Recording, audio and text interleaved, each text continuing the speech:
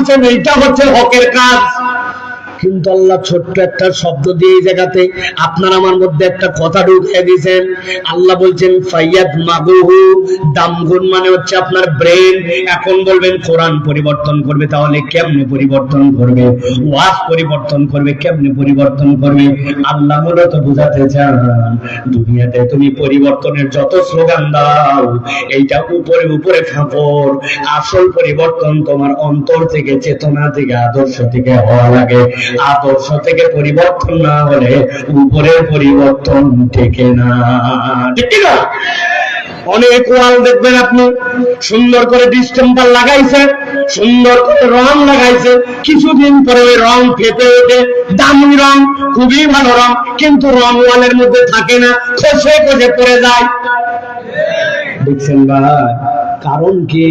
কারণ উপরে রং লাগাইছো, ভিতরে নোনা ধরছে, ভিতরে ড্যাম হয়ে গেছে। উপরে যতই রং দাও ভিতরে নোনা খেয়ে যাওয়ার কারণে প্লাস্টার ওই রং ধরে রাখতে পারে না।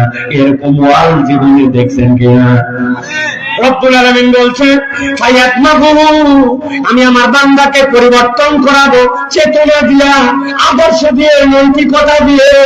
ওইটার পরিবর্তন না হলে প্রকৃত পরিবর্তন হবে না। আমি অনেক সময় বোঝার জন্য উদাহরণ দিচ্ছি, ভালো করে খেয়াল করেন, মাথার মধ্যে ঢুকাই নেন। আল্লাহ রাব্বুল আলামিন আপনার জন্য যে উদাহরণটা সেট করেছেন, এইটা একটু বোঝার জন্য আপনাকে বলি। আপনাদের এই জায়গার নাম কি ভাই? শৈলকুপা। আরেকটা শৈলকুপা আছে কুষ্টিয়াতে, বিখ্যাত শৈলকুপা। আর আপনার এটা নওগাঁর শৈলকুপা। শৈলকুপায় দুই ছেলে গন্ডগোল লাগাইছে, বিকাল বেলা খেলাধুলা করতে করতে মারামারি, এমন মারামারি, দুইজন, একজন একটা বাটাম তুলে নিয়ে একজনের বাম হাতের মধ্যে একটা বাড়ি মেরে দিয়েছে। যেই না বাম হাতে বাড়ি মারছে, ওর হাত গেছে ভেঙে। হাত যেই না ভেঙে গেছে, সাথে সাথে নওগাঁ সদর হাসপাতালে নিয়ে যাওয়ার পরে ওরে ব্যান্ডেজ ট্যান্ডেজ করাইছে। ব্যান্ডেজ ট্যান্ডেজ করানোর পরে ঝুলায় রাখছে। ঝুলায় ডাক্তার বলছে যতই বাড়ি কাছে হোক, আগামী একটা এক্সরে করা হবে। এক্সরে করার পরে দেখা যাবে যে ঠিক মতো জোড়া লাগছে কিনা, তারপরে তোমাকে এখান থেকে রিলিজ দেওয়া হবে। ওই ছেলে হাসপাতালে ভর্তি, খেয়াল করেন বাম হাত গলার মধ্যে ঝোলানো আছে। সন্ধ্যার পরে যখন ওর অবশ কেটে গেছে, তখন পাগল হয়ে গেছে, ব্যথায় পাগল হয়ে চিৎকার করতে শুরু করছে। ডাক্তার বলছে একটা ইঞ্জেকশন দাও, ইঞ্জেকশন দিয়ে অন্তত পক্ষে আবার যেন ব্যথা নাশক হয় এরকম ব্যবস্থা করে দাও। কালকে সকালবেলা ফাইনালটা দেখা যাবে। যেই না তাকে একটা ইঞ্জেকশন দিছে, 15-20 মিনিটের মধ্যে ব্যথা যেই কমে গেছে। ওই হাসপাতালে ওর এক হাত না, দুই হাত না ভাঙলে আমি বাপের বেটাই না। বুঝে থাকলে বলেন তো এরকম চিন্তা করতে পারে কিনা? আরেকটা ছেলে গন্ডগোল করতে করতে পায়ের মধ্যে বাড়ি দিয়েছে। দেওয়ার পরে নওগাঁ সদর হাসপাতাল বলছে এখানে হবে না, সরাসরি ঢাকা পঙ্গুতে নিয়ে চলে যাও। ঢাকা পঙ্গু হাসপাতালে নিয়ে অপারেশন করার পরে খালি প্লাস্টার করে দেয় নাই, 5 ইঞ্চি দুটা ইট পায়ের মধ্যে ঝুলায় দিয়েছে। অনেক সময় পা সোজা করার জন্য ইট ঝুলানো লাগে, দেখছেন না? সুন্দর করে পায়ের মধ্যে ঝুলানো, বাথরুম পর্যন্ত যেতে পারে না, বেড পেন দিয়ে বিছানার মধ্যে হাগায় মুতায়। কিন্তু রাত্রেবেলা যখন একটু ব্যথা, খালি আমার ঠ্যাং একবার ভালো করুক, আর একবার খালি নৌকায় যায়, সেই ব্যথা আমার এক পা ভাঙছে, ওর বাপের এক পা, ওর এক পা, ওর ভাইয়ের এক পা, 3 পা যদি না ভাঙি আমি বাপের বেটাই না। বুঝে থাকলে বলেন তো, হাসপাতালের বিছানায় শুয়ে শুয়ে ঠ্যাং ভাঙ্গা, বাথরুমে যেতে পারে না, এই রোগী চাইলে এরকম চিন্তা করতে পারে কিনা? কিন্তু গন্ডগোল হয়েছে দুইজন। গন্ডগোলের পরে হাতও ভাঙছে, পাও ভাঙছে, কিন্তু হাতের মধ্যে যে বাটামটা ছিল ওই বাটাম দিয়ে একবারই দুইবারই করতে করতে মাথার পিছনে এই জায়গায় একটা বাড়ি মারছিল। মাথার পিছনে এখানে বাড়ি লাগার পরে ওই বেটার জ্ঞান হারায় গেছে, কোমার মধ্যে চলে গেছে, অজ্ঞান হয়ে গেছে। এখন হাতও ভাঙা, পাও ভাঙা, কিন্তু হুঁশ নেই, জ্ঞান নাই। বুঝে থাকলে একসাথে উত্তর দেন, যেই বেটার হাত ভাঙ্গা, পা ভাঙ্গা, কিন্তু হুঁশ নেই, জ্ঞান নাই, ও কি হাসপাতালের বেডে শুয়ে শুয়ে কার হাত ভাঙবে আর কার পা ভাঙবে এই চিন্তা করার যোগ্যতা রাখে? কথা বললেন না যে রাখে? আমার আল্লাহ রাব্বুল আলামিন বলছেন, বাইনা কুসিফুল হামদি ওয়াল বাতিল তায়াবুহু বাইদা ওয়াজান ওয়া লাকুমুল ওয়াইলু মিম্মা তাসিফুন। আল্লাহ বলছেন, ও দুনিয়ার মানুষ, ভালো করে বুঝে নাও, যেমন তেমন মাহফিলেই কেন, শৈলকুপার ময়দানে হতে পারে, গ্রামের নিভৃত জায়গায় হতে পারে, কিন্তু যদি কোরআনের আয়োজন হয়, কোরআনের আলোচনা হয়, এইটা ছোটখাটো বিষয় মনে করে না। এই কোরআন পরিবর্তন করার জন্য আসছে, তবে সব জায়গায় পরিবর্তন করবে না। কোরআন পরিবর্তন করবে আদর্শে, কোরআন পরিবর্তন করবে চেতনায়, কোরআন পরিবর্তন করবে নৈতিকতায়। একবার যদি মানুষ নৈতিক মানুষ হয়, ওইটাই হবে আসল পরিবর্তন, নচেত সবগুলা হচ্ছে ফাঁকা ডায়লগ। দেশ পরিবর্তন হয়ে ফাটায় ফেলল। তবে হ্যাঁ, পরিবর্তন হয়েছে আপনারা জানেন, বিগত 15 থেকে 17-18 বছর ধরে দেশ ডিজিটাল হয়েছে, সব জায়গায় সিসি ক্যামেরা লাগছে। সিসি ক্যামেরা লাগার দ্বারা বাংলাদেশে একটা উপকার হয়েছে, বাংলাদেশে আল্লাহর রহমতে কোনো চোর নাই। ঠিক কিনা? কথা বলেন ঠিক কিনা? আন্দাজে উল্টা পাল্টা কথা বলবেন না, বুঝে সুঝে কথা বলবেন। সিসি ক্যামেরা লাগার দ্বারা বাংলাদেশে কোনো চোর নাই, সবগুলো এখন ডাকাত হয়েছে। আন্দাজি না বুঝে কথা বলেন না, বুঝে সুঝে কথা বলেন। বলে হুজুর প্রমাণ দেন। আমার কাছে প্রমাণ আছে। পাসপোর্ট অফিসে একজন গেছে, উনার পাসপোর্টের মেয়াদ শেষ। এখন নতুন দেশে যেতে হলে পাসপোর্টে আপনার ভিসা লাগাতে হলে 6 মাস আপনার মিনিমাম পাসপোর্টের মেয়াদ থাকা লাগবে। যাওয়ার সময় একজন বলছে, শোন, পাসপোর্ট অফিসে কিন্তু ঝামেলা আছে, প্রস্তুতি নিয়ে যাস। কি মনে করছেন প্রস্তুতি মানে কি কলম কাগজ? প্রস্তুতি উনি বুদ্ধি করে নিছে। খুচরা ডান পকেটে 1000, আবার পাশে একটা নোট আলাদা করে রাখছে 500, আবার বাম পকেটে 200, 100 আলাদা আলাদা, যাতে একসাথে বাইর করে বেশি দেওয়া না লাগে। প্রস্তুতি নিয়ে গেছে পাসপোর্টে কাজ করার জন্য।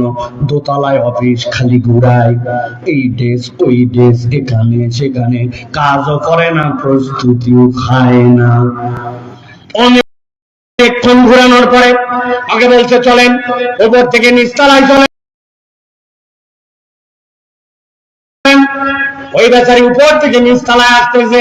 নিচতলায় আসার সময় একটা সিঁড়ি, মধ্যে একটা ল্যান্ডিং, থামার জায়গা, আবার একটা সিঁড়ি। এক ধাপ পার করে আসার পরে মধ্যে যে জায়গায় থামার জায়গা, ওখানে বলছে দাঁড়ান। দাঁড়ায় বলছে মাল দেন। বলছে ব্যাকল কোথাকার, কখন থেকে মাল নিয়ে ঘুরতেছি, তুমি এত ঘুরাই ঘুরাই এই জায়গায় আসে মাল চাও কেন? মাল নিবে আগে নিলেই তো হয়। বলছে এত রাগ করেন না, ঘটনা আছে। আমাদের এই পাসপোর্ট অফিসটি সিসি ক্যামেরা নিয়ন্ত্রিত। আমরা মনিটরে চেক করে দেখছি, পুরা অফিসের সব জায়গা মনিটরে ধরে, এই জায়গাটা ধরে না। যেই জায়গাটা ধরে না ওই জায়গাতেই বাংলাটা ঘুষ খায়। সিসি ক্যামেরা থাকার কারণে চুরি আর করতে পারে না, এখন জোর করে ডাকাতি করে।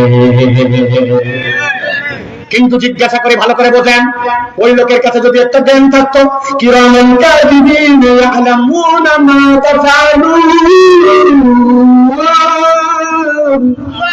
ওই লোক যদি জানতো দিন নাই রাত নাই, সকাল নয় দুপুর নাই, সিসি ক্যামেরা নাই, সিসি ক্যামেরার বাহিরে নাই, বাথরুমের ভিতরে নাই, বাথরুমের বাহিরে নাই, লেপের ভিতরে নেই, লেপের বাহিরে নাই, দুইজন ফেরেশতা তোমার ডান কাঁধে আর বাম কাঁধে লাগানো আছে, মানে ওই লোকের অন্তরের মধ্যে যদি এই ভয়টা থাকতো, আর সাথে সাথে সমাজের মধ্যে যদি একটা আইন থাকতো, তো ওই ভয়কে ওভারটেক করেও কেউ যদি চুরি করে, কেউ যদি ডাকাতি করে, কেউ যদি অন্যায় করে খায়, আর যদি ধরা পড়ে যায়, তাহলে ডাকাতি করলে বিল আক্স, ডান হাত কাটা যাবে আর বাম হাত কাটা, বাম পা কাটা যাবে।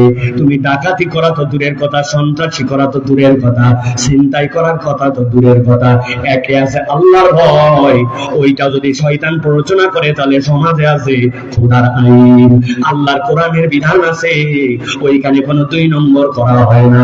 এই দুইটার সামঞ্জস্য যদি হয়, বুঝে থাকলে বলেন তো সমাজে পরিবর্তন আনা সম্ভব কি সম্ভব না? সম্ভব? আল্লাহ রাব্বুল আলামিন বলছেন ওয়ালাকুমুল ওয়াইলু মিম্মা তাসিফুন। ও দুনিয়ার মানুষ, আল্লাহর বিধানের ব্যাপারে খবরদার উল্টাপাল্টা বলো না। দুনিয়া আপনি এরকম অনেক লোক খুঁজে পাবেন, নামাজের ব্যাপারে তার কোনো আপত্তি নাই, রোজার ব্যাপারেও কোনো বক্তব্য নাই, ওই লোক হজ করার ব্যাপারে কোনো রকম কথা বলে না, কিন্তু ওই লোকের কাছে যদি বলেন আল্লাহর দুনিয়ায় আল্লাহর আইন অনুযায়ী চলুক, তখনই ওরা দল আর পার্টি খুঁজতে যায়। ঠিক না? আছে কি না? করলো মুসলমানদের মধ্যে আছে, আমার কথা নয়, আপনি বাড়িতে যাই মিলাই দেখে নেবেন। 21 নম্বর সূরা, সূরা আম্বিয়া 18 নম্বর আয়াত, আল্লাহ বলছেন ওয়ালাকুমুল ওয়াইলু মিম্মা তাসিফুন। আল্লাহর ব্যাপারে কোনো কথা বলার আগে সাবধানে বলো, ওয়ালাকুমুল ওয়াইল, আল্লাহ যা বলেন না তুমি তাই বলো, আল্লাহ যা বলেছেন তার উপরে তুমি আবার পণ্ডিতি করো, তাও আবার মুসলমান পরিচয় নিয়ে করো, জুব্বা টুপি নিয়ে করো, দাড়ি নিয়ে করো, রাত্রেবেলা 70 রাকাত তাহাজ্জুদের নামাজ পড়ো, ফজরের নামাজের পরে যাই নামাজ খোঁজো। মনে আছে তো ভাই? আল্লাহ বলছেন সাবধানে কথা বলো, হিসাব ছাড়া কথা বললে আল্লাহর কাছে কিন্তু কঠিন পরিণতি আছে। তাহলে এখন বলেন যে আমাদের এই যে কোরআনুল কারীম যে শুনতে আসলাম, আমরা যে আয়োজনটা হলো, আমার যুবক ভাইরা যে উদ্যোগটা নিল, এই উদ্যোগটা আমাদের জন্য কল্যাণকর, দরকার আছে না? না আছে না? কিন্তু আমরা সকলে এইটাকে হৃদয়ের মধ্যে থেকে নিতে পারি নাই। আমরা চিন্তা করছি বাপরে এত ওয়াজ এই সিজনে হইছে, পাড়ায় মহল্লায় ওয়াজ আর ওয়াজ, এমন একটা ভাব ওয়াজে বোধহয় সব দেশের লোক আল্লাহর ওলি হয়ে গেছে, আর নতুন করে ওলি বানানোর লোক নাই, এই জন্য ওয়াজের আর কি দরকার আছে, এরকম একটা ভাব নিয়ে লোকজন দেখেন গল্প দেবে, ওয়াজ আর পাড়া মহল্লায়, বাপরে বাপ এত ওয়াজ। বলতেছে এত ওয়াজ, কিন্তু মিথ্যাবাদী কি কমছে ভাই? মুখের মিথ্যাবাদী ভরে গেছে, গালিবাজ কমে নাই। বাপ মায়ের অবাধ্য সন্তান, অবাধ্য সন্তানের কোন সমাজে অভাব নাই। হালাল দোকানে চুরি চামারি করে বিক্রি করে, 1 নম্বর মাল না 2 নম্বর মালকে 1 নম্বর বলে চালায়, আইল ঠেলে, এরকম লোকের অভাব আছে ভাই? তাহলে এত ওয়াজ কি হলো? লাভ হলো না কেন? আমি আমার ভাষায় বলি, প্রিয় ভাইয়েরা, ওয়াজকে ব্লেম দিয়ে লাভ নাই, ব্লেম নিজেদেরকে দিতে হবে। কেননা আমরা যে ওয়াজটা নিতে আসছি, এই ওয়াজটা আমরা আইল ছাড়া ওয়াজ শুনতে আসছি। আমার কোনো টার্গেট নাই, আমার নিজের কোনো নিয়ত নাই, আমার খালি টার্গেট বক্তা আসছে, বক্তা জমাবে, হাসাবে, কাঁদাবে, বিশাল মজমস্তি হবে মাহফিলে, আগামীকালকে যায় বলবে হ্যাঁ আমাদের মাহফিল আশপাশেরটার মধ্যে সেরা, বক্তা যেটা আনছিল ওটা ফাটায় ফেলছে। লোকজন জিজ্ঞাসা করছে কি ফাটালো, তা বলতে পারবো না, কিন্তু ফাটাছে, খুব ফাটাছে। এই যে আমি সব মাহফিলে এই কথা বলতেছি, কারণ কি ভাই? বলার কারণ আমরা কষ্ট করে আসলাম, কিন্তু আমরা কেন আসলাম আমার নিয়তই আমার কাছে পরিষ্কার না। কেউ আসছে এলাকার মাহফিল আশা লাগে, বা আবার কেউ চিন্তা করছে ওয়াজ শুনতে ভাল লাগে, বা কেউ চিন্তা করছে ঢাকার থেকে বক্তা আছে কেমন ওয়াজ করে একটু দেখি, বা আবার কেউ আসছে আমরাই উদ্যোগ নিছিলাম, 100 টাকা মারতে নিছিল, এখন যদি মাহফিলে না যায় কেমন লাগে। আবার কেউ আছে বসেই আসি, অন্য জায়গায় বসাতে, এই জায়গাতে একটু বসি। আমি আপনাদের মনের কথা ধরতে পারছি কিনা? নিয়ত যদি আপনার ঠিক না হয়, আপনি যদি আপনার আল্লাহর সাথে হিসাব বরাবর না করেন, আপনি ওয়াজ মাহফিলের দোষ দিয়ে কি লাভ, বক্তার দোষ দিয়ে কি লাভ? আমি নিজেই তো ঠিক করি নাই, ঠিক কিনা?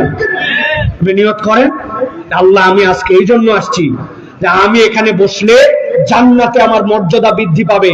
যতক্ষণ বসে থাকবো আমার ডান কাঁধের ফেরেশতা অনবরত আমার ইবাদত লিখবে। আমি এই জন্য বসছি, আল্লাহ আমি এই জন্য ওয়াজ শুনতে আসছি। আজকে যা শুনবো আমার জীবনে বাস্তবায়ন করব, আমার পরিবারে বাস্তবায়ন করব। আজকে যা শুনতেছি ইনশাআল্লাহ এই কথাগুলো মানুষের কাছে ছড়াই দেব। নিয়ত সহি করে বসেন, না পারলে ওই নিয়তের কারণে আল্লাহর কাছে আপনি সওয়াব পাবেন, ঠিক কি না? আমাদের নিয়ত বলেন, আমরা ওয়াজ কি জন্য শুনতে চাই? দুবলহাটি বড় একটা মাহফিল হয়, বছরকে বছরে আমি যাই, একদিন যদি না যাই তাহলে হবে, চল একটু শুনে আছি। এটা যদি আপনার নিয়ত হয়, এই ওয়াজ আপনি 100 বছর শুনলেও কাজ হবে না। আপনি রাগ করেন না প্রিয় ভাইয়েরা, আমি এই জন্য আপনাকে বলতেছি, আপনাকে এভরি ইন্ডিভিজুয়াল আপনি নিয়ত ঠিক করেন। আপনি কেন আসছেন আজকে? নিয়ত প্রথমটা বিশুদ্ধ করেন যে এটা একটা ইবাদত। আমি নামাজ রোজা পড়লে যেরকম সওয়াব হয়, আমার এই বসে থাকা কষ্ট করে গরমের মধ্যে পোকার কামড় খায়ে নিচের ময়লা বিছানায় আল্লাহর কাছে এটা অবশ্যই নিঃসন্দেহে ইবাদত হিসেবে দেখা হয়। জান্নাতে আমার মর্যাদা বৃদ্ধি পাবে। 3 নম্বরে, আমি আজকের ওয়াজ থেকে কিছু শিখে বাড়িতে যাব, ওইটার উপরে আমি আমল করব। রাজি আছেন আপনারা? কারা কারা রাজি আছেন? দেখে 2 হাত উঁচু করেন, শক্ত করে তোলেন, 2 হাত তোলেন, 2 হাত তোলেন। সবাই উঠাইছে? আরেকবার হাত নামান, হাত নামায় সবাই একসাথে উঠাবেন, একসাথে সবাই উঠাবেন, কোনো আলসামি করবেন না। কারণ এই গিরিজ মোবাইল আমাদের নিজেদের দেওয়া না, এটা আল্লাহর দেওয়া। এই মোবাইল আপনারা নিজে দেন, তাও আল্লাহ দেয়। তো আল্লাহর জন্য হাতটা একটু সোজা করতে পারবেন না, সমস্যা কোথায়? যাদের হাত ভাঙ্গা আছে, যারা গিরিজ নিজে দেন, এটা আপনাদের পার্সোনাল ব্যাপার। কিন্তু যাদের এরকম নাই, সবাই হাত দুটা টান টান করে সোজা করেন। সোজা করছেন? পারছেন? দেখি সোজা করেন। এবার পিছন দিকে একটু টানা দেন, দেন, মাথাটা একটু সোজা করেন। এবার একটু সামনে দেন, এবার একটু সোজা করেন, এবার ডাইনে দেন, মাশাআল্লাহ, জোরে। হ্যাঁ, এবার বামে দেন, মাশাআল্লাহ। নিচের এবার সোজা করেন, সোজা করছেন। এবার ডানে বামে তাকায় দেখেন হাতগুলা সোজা হয়নি, এগুলো চেক করা লাগবে, দেখলেন? এখানে একটু, এবার গলাটা একটু পরিষ্কার দেন ভালো করে। নিচেন, এবার হাত সোজা করেন, এবার একটু নড়াচড়া দেন, জোরে জোরে, জোরে জোরে। মুরব্বীরা নড়ান, ওই চাষা নড়াচ্ছে না, পিছনে লাল শাক, এই চাষা। হ্যাঁ, হাত সোজা করে নড়ান, নড়াই দেন। এবার হাত সোজা করেন, সোজা শক্ত করেন, শক্ত। আরাম করে বসেন, রিল্যাক্স করে, সুন্দর করে। হাত নামাতে বলি নাই। এবার বুক বরাবর নেন, এই বরাবর। এবার আমরা 16 কোপার থেকে একটা তাকবীর দিতে চাই, যেই তাকবীর এই মাঠে বিগত 9 বছরে হয় না। এরকম একটা তাকবীর দিতে চাই, পারবেন ইনশাআল্লাহ? বুকের হাত নামায় ফেলছেন নাকি ভাই? এই জায়গাটা ধরে রাখতে বলছি আপনাদের। হ্যাঁ, এমন একটা তাকবীর দিব আমরা, আশপাশের মানুষ যেন বুঝতে পারে আলহামদুলিল্লাহ আমাদের মাঠে যতদূর কাপড় বিছানো আছে আর কোন জায়গা ফাঁকা নাই। পারবেন ইনশাআল্লাহ? আর যারা এই তাকবীরে আজকে শরীক হতে পারবে না, ওই কপাল পোড়া যেগুলো রাস্তায় ঘুরতেছে, মোবাইল টিপতেছে, আলের মধ্যে যাই বিড়ি খাচ্ছে, আমরা আল্লাহর কাছে ফায়সালা দিব, আল্লাহর যা ইচ্ছা তাই করুন তাদের সাথে, ঠিক কি না? রাজি আছেন তো? দেখেন ঠিক বলার সময় আপনার ব্যাটা আছে কিনা ওর মধ্যে, আবার আপনার ভাই পড়ে গেছে কিনা ওর মধ্যে, খেয়াল করেন। কিন্তু বন্ধু পড়ে গেছে কিনা, কেন অনেকগুলো আছে সেগুলো আড্ডাবাজি করতেছে, মনে করতেছে উনার যা মোবাইল, উনার যা জামা কাপড়, উনার যা জুতা, আর কারো নাই। তুমি ধারণার মধ্যে রাখো নাই, এখানেও যারা বসে আছে অনেক সম্মানিত মানুষ বসে আছে, ঠিক না? তুমি হচ্ছে কপাল পোড়া, আর এরা হচ্ছে কপাল ওলালো, ঠিক না? পারবেন একটা তাকবীর দিতে? মানে গলার মধ্যে যা শক্তি আছে সব বাইর করবেন না জমা রাখবেন? সব পারবেন ইনশাআল্লাহ? যুবক কারা কারা আছে এখানে? যুবকেরা যাদের বয়স 40-এর নিচে, 40-এর নিচে যারা 1, 2, 10, 11, 12, 13, 14 আজকে হয়েছে, তারা সবগুলো হাত নামাও। মাশাআল্লাহ, হাত নামাও, হাত নামাও। এবার মুরব্বী কারা কারা আছেন দেখি? মুরব্বী 40-এর উপরে যাদের বয়স, আপনারা 40-এর উপরে, আগে আপনারা একটা তাকবীর দিবেন, পারবেন না ইনশাআল্লাহ? আগে মুরব্বীরা দিবে, বাচ্চা কাচ্চারা খবরদার চুপচাপ। মুরব্বীরা একটা তাকবীর দেন, এবার লিল্লাহে তাকবীর, হাত নামান। এবার আমার ইয়াংরা একটা তাকবীর দিবে, পারবেন ইনশাআল্লাহ ভাই? দেখে এটা তাকবীর দাও, দেখে লিল্লাহে তাকবীর। আলহামদুলিল্লাহ, হাত নামান। এবার সবাই মিলে একসাথে বুক বরাবর হাত ধরেন, এই বরাবর। আমি যখন বলবো লিল্লাহে তাকবীর, হাত দুটো আসমানের দিকে ছুঁড়ে দিয়ে বলতে হবে আল্লাহু আকবার, বলে আবার হাত নামায় নিতে হবে। রেডি সবাই? পারবেন সবাই? যারা যারা পারবেন না তারা আগের থেকে বলে দেন, ভাই হুজুর আমি আপনার সাথে নাই।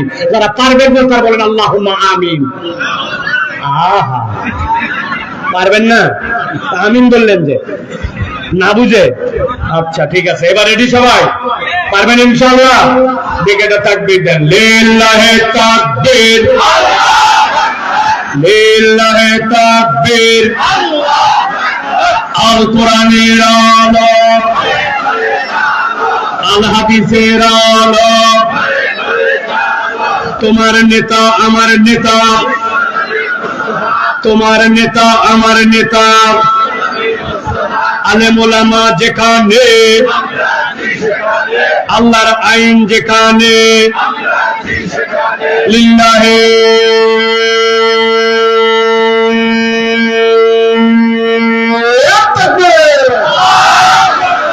আলহামদুলিল্লাহ। শয়তান আছে আর দুবল হাঁটি কাছাকাছি, ঠিক না ভাই? কেননা শয়তান আল্লাহু আকবারের স্লোগান পছন্দ করে না, ঠিক কিনা? এই জন্য আমি সব মাহফিলে বলি, এই বাংলাদেশে এমন কতগুলা দল গোষ্ঠী পার্টি আছে, ওরা আল্লাহু আকবারের স্লোগান দিতেও পারে না, পছন্দও করে না, ঠিক না? আল্লাহু আকবারের পক্ষে যারা নাই, আগামীর বাংলাদেশে বাংলাদেশের ইসলামপন্থীরা তাদের সাথে নাই। ইনশাআল্লাহ আমরা আল্লাহর প্রতি ভরসা রেখে বলতে চাই, আগামীর বাংলাদেশ ইসলামের পক্ষের বাংলাদেশ, আগামীর বাংলাদেশ বৈষম্যহীন বাংলাদেশ, আগামীর বাংলাদেশ তরুণ যুবকদের বাংলাদেশ, আগামীর বাংলাদেশ টুপিওয়ালা দাড়িওয়ালার বাংলাদেশ। ওই বাংলাদেশে আল্লাহু আকবারের পক্ষে যে, তার পক্ষে আমরা, আল্লাহু আকবারের পক্ষে নয় যে, তার পক্ষে আমরা নয়, ঠিক না? রাজি তো? মুরব্বীরা ঠিক বলেনি তো? খবরদার, 49 বছর আপনারা ঠিক ঠিক করছেন। এক কাপ চা আর এক বিড়ি দিয়া বেঁচে ফেলছে। যায় না, কেন্দ্রে যায় না, কয় কেবা যাবো না, করছে না, যাবো হয়নি, আসর হয়ে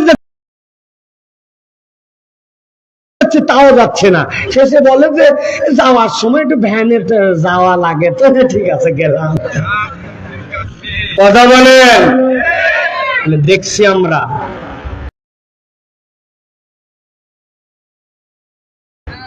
অতএব তরুণ যুবকদেরকে সচেতন হতে হবে, ঠিক কিনা? তরুণরাই পরিবর্তন আনছে।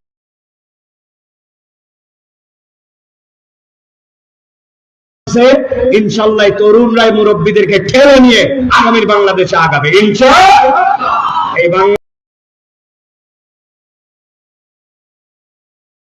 বাংলাদেশকে আজকে আশপাশের রাষ্ট্র ভয় করে, চোখে চোখ রেখে কথা বলে, এগুলো মুরব্বীদের বদৌলতে নয়। এই তরুণ যুবকদের ঠাপ করে এরা দুনিয়াতে বিদায় হয়েছে, ঠিক না? ষড়যন্ত্র করে, ঘুটু চাল করে, কিন্তু ভিতরে করে না, বাইরে করে। অন্তত থাপ্পড়টা লাগাইছে এই আমরা তরুণরা, ছাত্ররা, ঠিক না? অথবা আমাদেরকে সচেতন থাকতে হবে। কোন বহির্রাষ্ট্র কোন সময় আসছি, ইনশাআল্লাহ মলম দিয়ে যাব।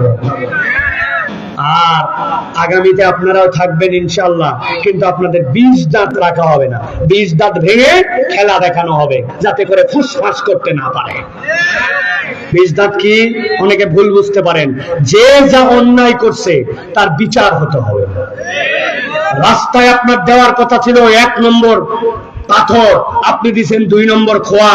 যেই জায়গায় দেওয়ার কথা আপনার জন্য পিট, ওই জায়গায় দিচ্ছেন কি না আন্দাজি, ওই জায়গায় দিচ্ছে কাবারি, ওই জায়গায় দিচ্ছে কঞ্চি। আমরা বলতে চাই প্রত্যেকটা বিষয়ে হিসাব বরাবর করে বিচার করতে হবে।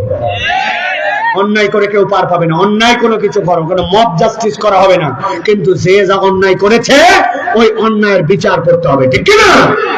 আরেকটা জিনিস বলে রাখি, আপনারা লিখে রাখেন, সাইফুল্লাহ ভাই বলে গেছিল, এই যে পোস্টারে নাম দেখতেছেন না, অতিথির নাম দেখেন না, আগামী কিছুদিনের মধ্যেই দেখবেন অতিথি চেঞ্জ হতে শুরু করবে, পরিবর্তন হবে, দেওয়ার পরে এখানে আসবে এক্স চেয়ারম্যান, এক্স অমুক, এক্স উপজেলা, এক্স মেম্বার অফ পার্লামেন্ট, মানে সাবেক। এগুলো আপনি দেখতে পাবেন ইনশাআল্লাহ। এটাই পরিবর্তিত বাংলাদেশে। তবে আমরাও বলতে চাই, বিগত 17 বছরের কোন এক্স এখানে যদি নাম দেয় অমুক তমুক, তাহলে আপনারা প্রতিবাদ করে শুধু বলবেন তুমি এক্স চোর অথবা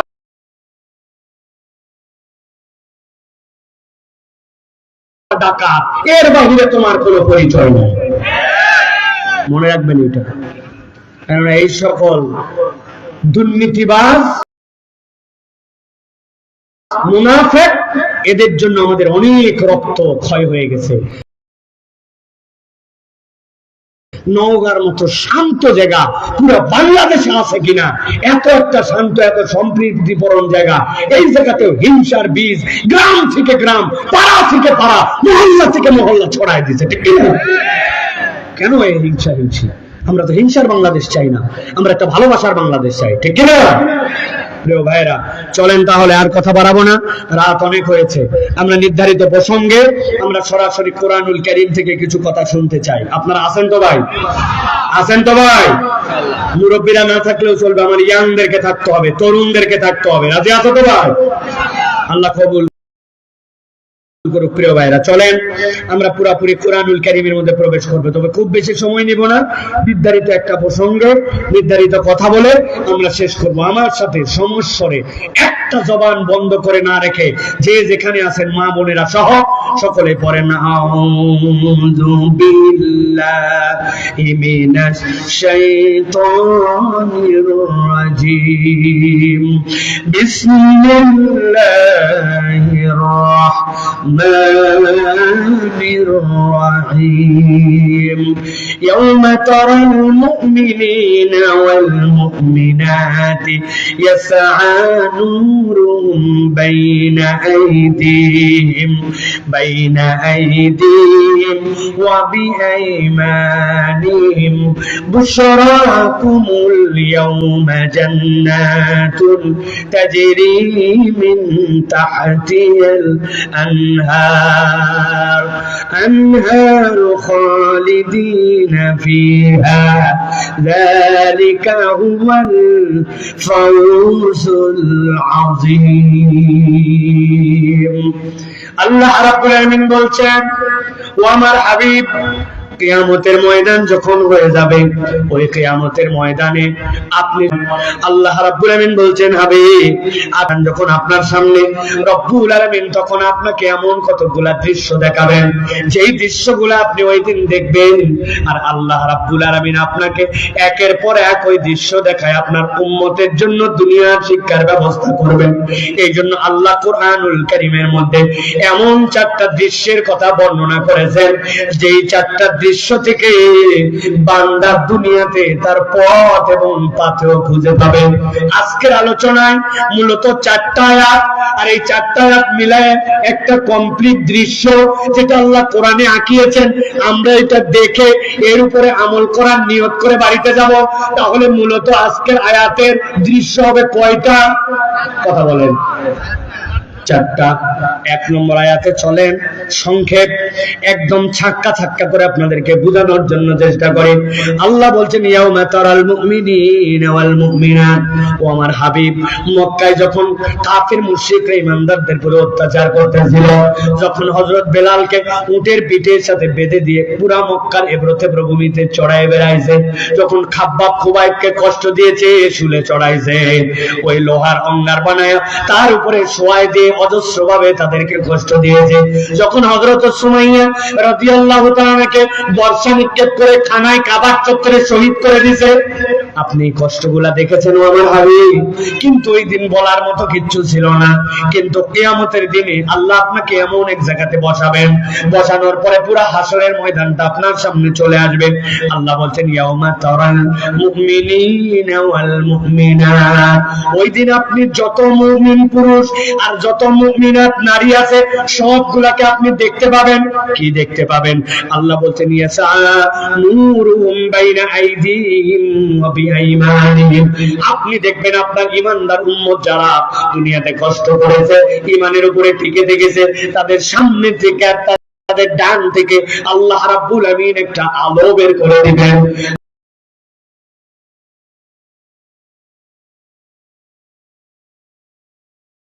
আল্লাহ রাসূল বলছেন ওই আলোটা কেমন আলো হবে জানো নাকি? রেঞ্জ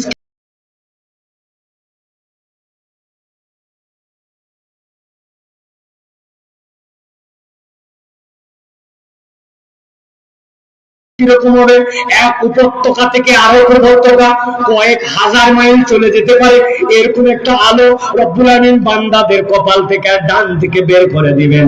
যেই না রব্বুল আমিন আলো দিবেন, ঈমান বুঝে তার আলোর পাওয়ার হবে। কিন্তু কতগুলো ঈমানদার হবে দুর্বল, তাদের আলো হবে দুর্বল। কিন্তু আমার হাবিব বলছেন তাদের আলোটা বৃদ্ধাঙ্গুলির মাথা দিয়ে বের হবে। কিন্তু ওই বৃদ্ধাঙ্গুলির মাথা দিয়ে বের হওয়া আলো ওইটারই পাওয়ার হবে, ওইটা কখনো জ্বলবে কখনো বন্ধ হয়ে যাবে। কিন্তু বান্দার ওই আলোটা দিয়ে যেই বান্দা তারা খুশিতে, আল্লাহ বলছেন ওয়ায়ানকালিবু ইলা আহলিহি মাসরুরা, গরুর বাছুর হওয়ার পরে 24 ঘন্টা 48 ঘন্টা পার হওয়ার পরে যেরকম তিরিং বিরিং করে লাফায়, লাফানোর কোনো তার কারণ কিচ্ছু জানা নাই, লাফাতেই থাকে শুধু। আল্লাহ বলছেন ঈমানদাররা যেই না খোঁজ খবরি পেয়ে যাবে, ইয়ানকালিবু ইলা আহলিহি মাসরুরা, তার পরিবারের কাছে দৌড়াতে দৌড়াতে চলে যাবে। এই দেখো আমার রব আমার ডান হাতে আমলনামা দিয়েছেন, আমার সামনে থেকে আলো এসেছে, কপাল থেকে আলো এসেছে। আল্লাহ একদল ফেরেশতা পাঠাবেন, ওদেরকে ডেকে নিয়ে আয়, ওদের নিয়ামত এখনো সবগুলা জানানো হয় না, তিনটা তাদের জন্য ঘোষণা দিয়ে দাও। আল্লাহর পক্ষ থেকে ঘোষণা চলে আসবে, বুশরাকুমুল ইয়াউম, আজকের দিনে তোমাদের জন্য আনন্দের সংবাদ, জান্নাত। এক নম্বর তোমাদের জন্য জান্নাত, তবে যেমন তেমন জান্নাত নয়। তাজরি মিন তাহতিহাল আনহার, দুনিয়ায় মাটির উপর দিয়ে গেছো, সাঁতার কেটে গেছো, নৌকাতে পানি দিয়ে গেছো, ব্রিজ বানায় যাওয়া লাগছে, উপর দিয়ে গেলে কোনো একটা মাধ্যম দিয়ে গেছো, কিন্তু এমন জান্নাতে আল্লাহ ঢুকাবেন তাজরি মিন তাহতিহাল আনহার, তোমার পায়ের নিচ দিয়ে নহরমালা প্রবাহিত। নহর হচ্ছে 1 বছর, নহরান 2 বছর, আনহার হচ্ছে জুমায়ে তাকসীর, 2 এর উপর থেকে সংখ্যা কেউ জানে না। নবী বলছেন এই বৃদ্ধাঙ্গুলির এই শাহাদাতাঙ্গুলির পাওয়ার এমন হবে, সেইটা দিয়ে নড়াচড়া করবে বান্দা, আর তার আঙ্গুলের ইশারায় শত শত ঝর্ণা ধারা জান্নাতের মধ্যে তার পিছে পিছে ঘুরে বেড়াবে। আর আল্লাহর দেওয়া পাওয়ারে ওই জান্নাতের ঝর্ণার উপর দিয়ে আল্লাহর মেহমানরা ঘোরাফেরা করতে থাকবে। আল্লাহ বলছেন এটা 2 নম্বর। 3 নম্বরে খালিদিনা ফিহা, একবার যদি ঢুকানো হয় আর কখনো তোমাকে সেখান থেকে বের করা হবে না। আল্লাহ বলছেন উম্মতকে জানানো আমার হাবিব, ওর না 2টা বাচ্চা চাকরি পেয়ে গেছিল। একটা ছেলে ঢাকা বিশ্ববিদ্যালয়ে ভর্তি হয়েছিল, আগে অন্যের দোকানে কাজ করতো, এখন না নিজে দোকানদার হয়ে গেছে। আগে মানুষের জমি বর্গা নিত, এখন না নিজেই একটা জমিওয়ালা হয়ে গেছে। আগে নেতার পিছে ঘুরতো, এখন একটা পদ পেয়ে গেছে। ও চিন্তা করছে আমি সফল, বাপ হিসাবে, নেতা হিসাবে, জমিওয়ালা হিসাবে, দোকানদার হিসাবে, ছেলের বাপ হিসাবে।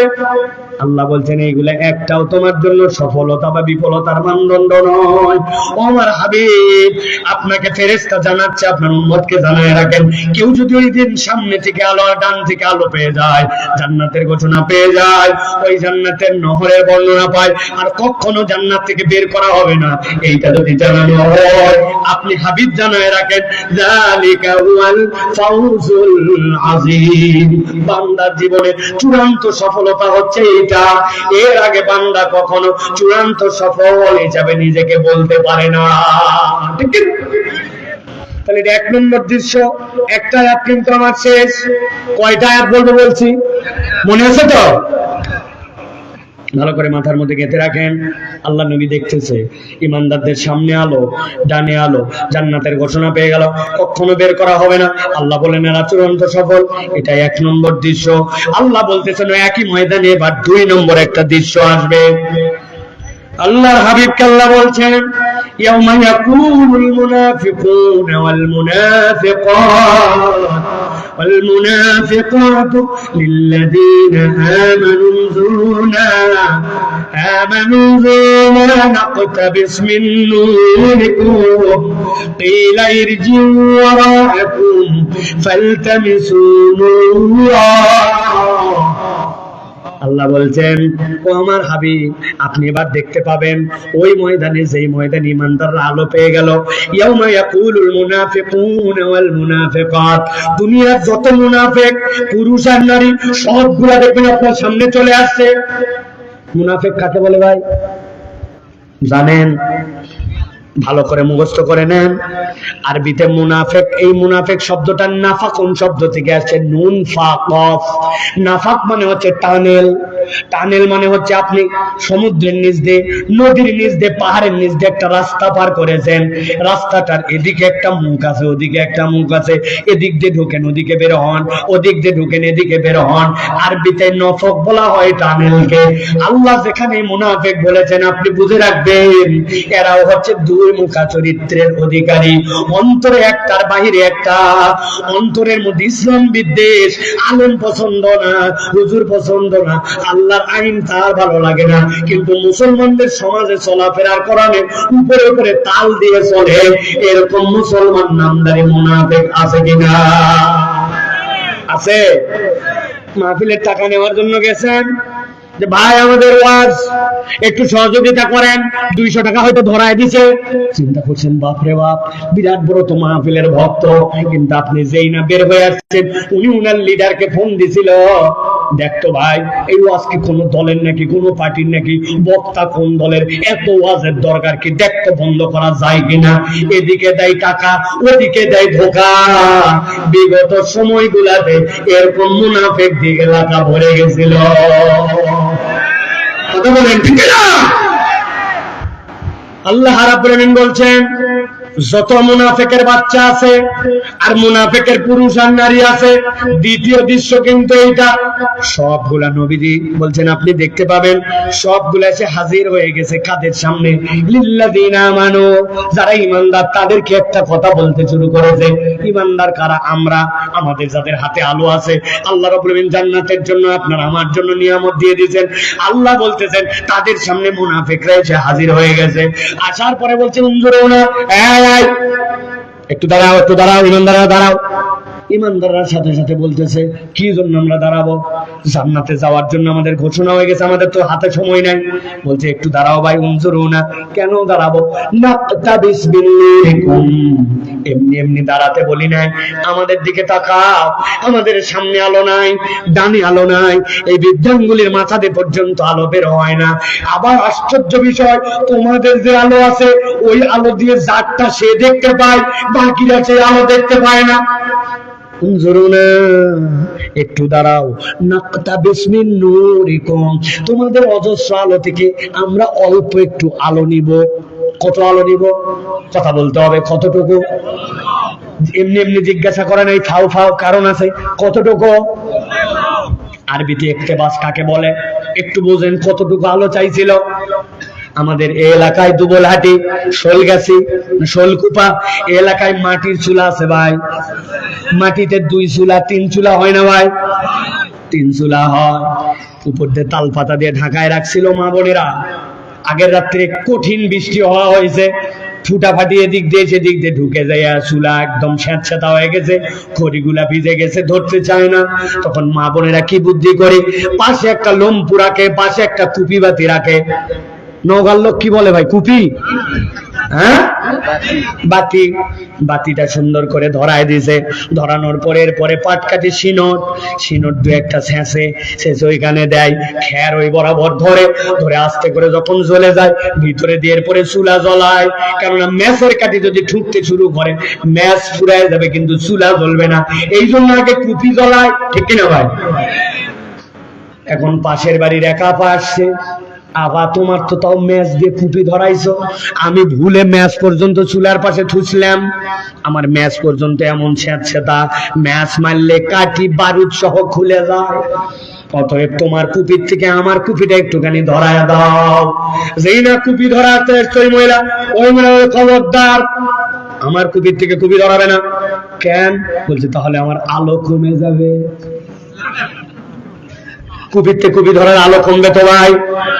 মোমের থেকে মোম যদি ধরায় আগের মোমের আলো কমবে তো ভাই? ও পেছনে ধরা আছেন, জায়গায় আছেন না ঘুমায় গেছে? কমবে, আলো কমবে। ভালো করে খেয়াল করেন, আল্লাহ বলছেন, মুনাফিকরা বলছে উনজুরুনা, ওই ইমানদাররা একটু দাঁড়াও, নাকতাবিস মিন নূরিকুম, তোমাদের থেকে আমরা অল্প একটু আলো দেব। ইকতিবাস বলা হয় এমন আলো যেই আলো থেকে আলো নিলে ওই আলো কমে না, এতটুকু একটু আলো চাইবে, কেননা আমরা বিপদের মধ্যে পড়ে গেছে। ইমানদাররা সাথে সাথে কি বলবে জানেন? ইমানদাররা সাথে সাথে বলবে কিলা ইরজিউ ওয়ারাআকুম ফালতামিসু নূরা। এই মুনাফিকের দল, ডিস্টার্ব করবি না বললাম। ইরজিউ ওয়ারাআকুম ফালতামিসু নূরা, এই আলো এখান থেকে আনা হয় নাই, এই আলো দুনিয়ার থেকে আনা লাগছে। অতএব আলো যদি নিতে চাও দুনিয়ায় চলে যাও। আপনাদের কাছে জিজ্ঞাসা করবো, উত্তর দেন। ওই দিন যদি মুনাফিকদেরকে বলে দুনিয়ায় চলে যাও, হাসরের ময়দান থেকে দুনিয়ায় কি ফেরত আসার সুযোগ আছে ভাই? কথা বললেন না যে আছে ভাই? নাই। তাহলে ইমানদাররা জানার পরেও কেন বললো ইরজুয়ারাকুম ফালতামিসু নূরা, দুনিয়ায় যাও আলো নিয়ে আসো? আমি উদাহরণ দিয়ে বুঝাই, খেয়াল করেন। এই যে আমার মোবাইল, মোবাইলের মধ্যে আলো জ্বলাইছি, দেখতে পাইছেন? আরে কথা বলেন, দেখছেন আপনারা? বলেন তো ভাই, এই আলোটা কোথা থেকে জ্বলছে? মোবাইল থেকে জ্বলছে। এই আলোটার উৎস কি? আলোর উৎস কি? মোবাইল, ঠিক কিনা? জি না? ভালো করে একটা হিসাব মিলান। এক লোক নওগাঁ এসে বাজার করার জন্য, নওগাঁতে সকালবেলা যাওয়ার পরে হঠাৎ করে খেয়াল করে দেখে ওর পকেটের ভিতরে একটা মোবাইল আছে। মোবাইল খালি শব্দ করে, কোট কোট কোট কোট কোট কোট কোট। কি রে, মোবাইল কট কট করে কেন রে? বাইর করছে, হাতের মধ্যে বাইর করে দেখে, হ্যাঁ যা ভাবছিলাম তাই, 10%-এর নিচে মোবাইলের চার্জ কমে গেলে মোবাইল কট কট করে সিগন্যাল দেয়, ঠিক কিনা? ওই চিন্তা করছে, কি রে, এরকম তো হওয়ার কথা না। কেন গতকালকে রাত্রেই তো আমি চার্জ দিয়া লাগাইছিলাম।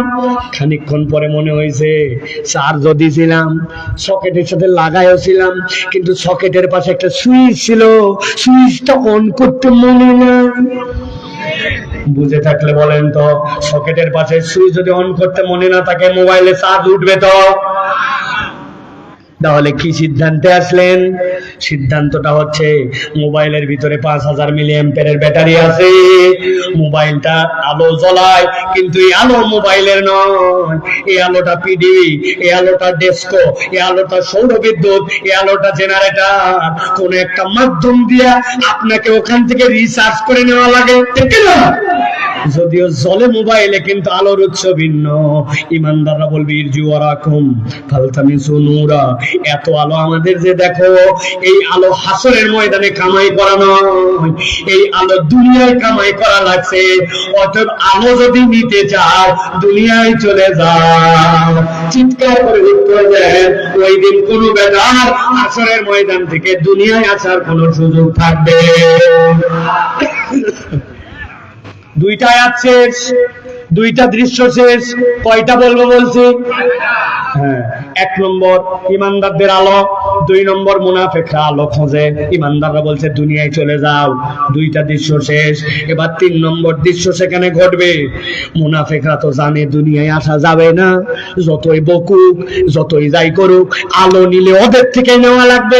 সাথে সাথে ওরা ডিস্টার্ব করা শুরু করে দিবে, ও ভাই একটু আলো দে ভাই, দিলে কি হবে ভাই? আল্লাহ বলতেছেন দুনিয়ায় মুনাফিক আর ইমানদারদেরকে ওশমিশ করে এক সমাজে রাখছি। দুনিয়ায় ইমানদারও ধান লাগাইছে, বেঈমানও ধান লাগাইছে। আল্লাহ রাব্বুল আলামিন ইমানদারের ধান বিঘা প্রতি 20 মণ আর বেঈমানের ধান বিঘা প্রতি 2 মণ। ইমানদারকে যে লেবু লাগাইছে, ইমানদারের লেবু হয়েছে মিষ্টি আর বেঈমানের লেবু টক। ইমানদার কুশার লাগাইছে, ইমানদারের কুশার মিষ্টি আর বেঈমানেরটা তিতা। না, আল্লাহ বেসিক নিয়ামত সকলকে এক দিয়ে রেখেছিলেন, কিন্তু হাসরের দিনে যেই না তারা ইমানদারদেরকে ডিস্টার্ব করতে শুরু করবে, আল্লাহ বলছেন 3 নম্বর একটা দৃশ্যের অবতারণা হবে। فَضُرِبَ بَيْنَهُمْ بِسُورٍ لَهُ بَابٌ باطنه فيه الرحمة وظاهره من قبله العذاب। আল্লাহ বলছেন আল্লাহ একদল ফেরেশতা নামাই দিবেন, আপনি হাবিব দেখতে পাবেন ইমানদার আর বেঈমানের মধ্যে একটা পর্দা পড়ে গেছে। আল্লাহ বলছেন ওই পর্দার আবার একটা দরজা আছে, আর ওই পর্দার দুইটা গুণ আছে, এপার থেকে ওপার দেখা যায়, এপার থেকে ওপার শোনা যায়। কিন্তু মজাটা হচ্ছে বাতিনুহু ফির রাহমা, ভিতর দিকে ইমানদারের আছে সেই আরামের আরাম, ও যাহিরুহু মিন কিবালিহিল আযাব, পর্দার এপার থেকে ওপার দেখা যায়, কিন্তু বাহির দিকে আছে মুনাফিকের দল, কষ্ট আর কষ্ট। অনেক সময় নওগাঁ থেকে ঢাকায় ছেড়ে যায়, চৈত্র মাসের দিন, বৈশাখ মাসের দিন, ওই এসি বাসগুলা ছাড়ে দেখবেন, এসি বাস সেই না রওনা দিছে, কাঁচের উপর দিয়ে পানি, নিচ দিয়ে পানি পড়ে, ভিতরে যে যাত্রী, ওই যাত্রী দুপসাইসিয়া পার হওয়ার আগেই হেলপাড়ার কন্ট্রাক্টরে ডাক দিয়ে বলছে একটা কম্বল দে ভাই, ঠান্ডায় শেষ, বাইরের মানুষ গরমে শেষ, ভিতরে ঠান্ডায় শেষ, শুধু একটা কাঁচ দিয়া আলাদা করা আছে কিনা। এটা ওই ময়দানের সাথে তুলনা হবে না, কিন্তু বুঝানোর জন্য বললাম। আল্লাহ বলছেন ফাদুরিবা বাইনাহুম বিসুরিল লাহু বাব, ইমানদারদের ডিস্টার্ব করার জন্য নবী দেখবেন মধ্যে দিয়ে পর্দা পড়ে গেছে, বাতিনুহু ফিহির রাহমা, ভিতর থেকে ইমানদারের আরামে আছে, ওয়া যাহিরুহু মিন কিবালিহিল আযাব, আর দেখতে পাবেন মুনাফিকদেরকে জাহান্নামে ফেলার আগে ওই ময়দান থেকে তাদের জন্য কষ্ট আর কষ্ট। আল্লাহু আকবার। তিনটা আয়াত শেষ, এবার চলেন চতুর্থ আয়াতে। আল্লাহ রাব্বুল আমিন বলছেন যেই না ইমানদারদের আর মুনাফিকদের মধ্যে পর্দা পড়ে গেল, ইমানদাররা তো হাতের মধ্যে আলো, আর মুনাফিকরা তো চিৎকার করতে বলে আলো দাও। কিন্তু এত কিছু বলার পরেও যখন আল্লাহ পর্দা দিয়ে আলাদা করে দিবেন, সাথে সাথে হাসরের ময়দানে যত মুনাফিক আছে সব মুনাফিক পুরুষ আর নারীরা ওই পর্দার সামনে এসে কাতারে কাতারে দাঁড়ায় যাবে ইমানদারদের দিকে। সবগুলা যখন দাঁড়াবে, আল্লাহ বলছেন এবার সবাই মিলে একটা কথা বলতে শুরু করবে, ইউনাদুনাহুম আলাম নাকুম মাকুম, ও ইমানদারেরা তোমাদের কাছে আলোর অভাব নাই, আমরা তোমাদেরকে আলো দিতে বললাম, তোমরা বললে দুনিয়ায় চলে যাও। আসলে তো দুনিয়ায় যাওয়া সম্ভব নয়, একটু ডিস্টার্ব করলাম, মধ্যে দিয়ে পর্দা পড়ে গেল, ভিতরে তোমরা আরামে আছো, আমাদের কষ্টের শেষ নাই। তোমাদের কাছে একটা কথা শোনার জন্য সবাই আমরা এক হইছি। কি কথা? ইউনাদুনাহুম আলাম নাকুম মাকুম, চিৎকার করে বলবে বলো তো আজকে আমাদের সাথে যে খারাপ ব্যবহার করতেছো, এত আলো থাকার পরেও আলো দিচ্ছ না, একটু বেশি ডিস্টার্ব করার জন্য পর্দাটা আলাদা হয়ে গেলে বলো তো আলাম নাকুম মাকুম, দুনিয়াতে তোমরা আর আমরা একসাথেই ছিলাম না? চিনো না আমার? একই এলাকায় বাজার করি নাই, একই মসজিদে নামাজ পড়তে যাই না, জুম্মার দিন যাই নাই, একই এলাকায় ঘোরাফেরা করি নাই, তোর পাশের জমি কি আমারটা ছিল না? আমার কি চিনছিস কিনা তাই বল। আলাম নাকুম মাকুম, আমরা তোমরা কি একসাথেই ছিলাম না? আল্লাহ বলছেন ইমানদাররা উত্তর দিতে শুরু করবে, ক্বালু বালা, কি মনে করছো তোমরা যে তোমাদেরকে বোধহয় আমরা চিনি না? বলবো না না না, তোমাদেরকে শুধু চিনি এরকম নয়, আল্লাহ তোমাদের বাপ মায়ের পরিচয় সহ আমাদেরকে চিনেন। আজকে তোমাদের সবাইকে আমরা চিনতে পেরেছি, দুনিয়াতে তোমাদের সাথে আমরা একসাথেই ছিলাম। এখন কথা এই জায়গায় কথাটা এরকম নেই, কিন্তু বুঝার জন্য বোঝেন, তোমরা আমাদেরকে চেনো, একসাথে ছিল, স্বীকার করলে, অথচ তোমাদের আলো আছে আর আমাদেরকে একটু আলো দিচ্ছ না। তাহলে চেনো যেহেতু, তাহলে একটুখানি আলো দিয়া জান্নাতে তোমাদের সাথে নিলে সমস্যা কোথায়? আল্লাহ বলতেছেন যেই নাই কথা বলবে, সাথে সাথে আল্লাহ এবার ইমানদারদের মুখ দিয়া ওই দিন মুনাফিকদেরকে আল্লাহ উত্তর দেওয়াবেন। সাথে সাথে মুনাফিকদেরকে ইমানদাররা বলতে শুরু করবে, একসাথেই ছিলাম, আমাদের আলো আছে, অতিরিক্ত ডিস্টার্ব করার জন্য মধ্যে পর্দা পড়ে গেছে, তোমাদেরকে চিনতেও পেরেছি, কিন্তু আল্লাহর পক্ষ থেকে আজকে তোমাদেরকে জানাতে চাই, দুনিয়াতে যত একসাথে থাকি না কেন, দুনিয়াতে থাকতে তোমাদের চারটা অপরাধ ছিল, যে অপরাধের কারণে আজকে তোমাদের এই করুণ পরিণতি। তাহলে দুনিয়াতে মুনাফিকদের অপরাধ ছিল কয়টা? সবাই বলে নাই কয়টা? আরেকবার সুযোগ দিলাম, কয়টা? হাত নামান, এরকম করে রেডি করেন সব হাত। আমি যেই না বলবো কয়টা, একসাথে হাত তুলে উত্তর দিতে হবে। 4টা। দুনিয়াতে মুনাফিকদের অপরাধ ছিল কয়টা? সব হাত ওঠে নাই, শেষ সুযোগ দেই, হাত নামান, হাত নামান, একসাথে তুলবেন। দুনিয়াতে মুনাফিকদের অপরাধ ছিল কোরআনের আলোকে কয়টা? হাত নামা। অনেকেই চিন্তা করছে হুজুর এত হাত তোলার ব্যাপার কি? ব্যাপার আছে, ওই যে বলছি আজকের ওয়াজ বাড়িতে নিয়ে যাওয়া লাগবে, ঠিক না? ওয়াজ যে কয়জনের জন্যই হোক, কিন্তু আমরা নিয়ত করে বসছি আজকে আমরা জীবন পরিবর্তন করব ইনশাআল্লাহ, ঠিক না? তাহলে মুনাফিকদের অপরাধ ছিল। মা বোনেরা কি ওয়াজ শুনতেছে ভাই? শিওর? না না, মহিলারা ওয়াজ শোনে, আসে আবেগ দিয়ে, কিন্তু আসার পর তো খালি গল্প করে, দেখবে অনেক বেশিরভাগ গল্প। কোন আমি বলছিলাম না একদিন, ছোটবেলায় দেখছে মর্জিনা নাম, ওরই আবার বড় হয়ে বিয়ে হয়েছে, বিয়ে ওরই আবার বাচ্চা হয়েছে, ওটাকে নিয়ে আসছে মায়া মা বলে, তুমি মর্জিনা, তোর আবার ষোল হয়েছে কোন জায়গা? এই যে গল্প শ্বশুর বাড়ি, ও আর শেষ, ঠিক না? মা বোনেরা দিল দিয়ে কথা কয়টা শোনেন। মুনাফিকদের আল্লাহ পুরুষ এবং নারী উভয়টাই উল্লেখ করছেন। ইয়াউমা ইয়াকুলুল মুনাফিকুনা ওয়াল মুনাফিকাত, যত নারী যত পুরুষ, আল্লাহ বলছেন সবগুলা। এবার ইমানদাররা বলবে তোমাদের দুনিয়াতে মাত্র অপরাধ ছিল 4টা, এই অপরাধ 4টা না থাকলে তোমরা আজকে জান্নাতি হয়ে যেতে। তাহলে অপরাধ কয়টা? 4টা। এবার জিজ্ঞাসা করব, এই 4টা অপরাধ বলে দেওয়ার আগে, কিয়ামতের ময়দান কি হয়ে গেছে? ভাই ভালো করে বলেন, কিয়ামতের ময়দান হয়ে গেছে?